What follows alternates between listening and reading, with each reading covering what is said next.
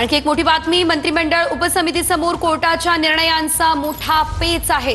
मराठ्यांना सरसकट कुणबी संबोधण्यास कोर्टाने नकार दिलेला होता आणि त्यामुळे कोर्टाच्या निर्णयांचा मोठा पेच आहे। हायकोर्ट आणि सुप्रीम कोर्टाचे निकाल मार्गातील सर्वात मोठे अडसर आहे। या संदर्भात अधिकची अपडेट घेऊयात आमचे प्रतिनिधी विनायक दावरुंग यांच्याकडून। विनायक, आपण पाहतोय कोर्टासमोर खरं तर मोठा पेच निर्माण झालेला आहे, काय अपडेट या संदर्भात?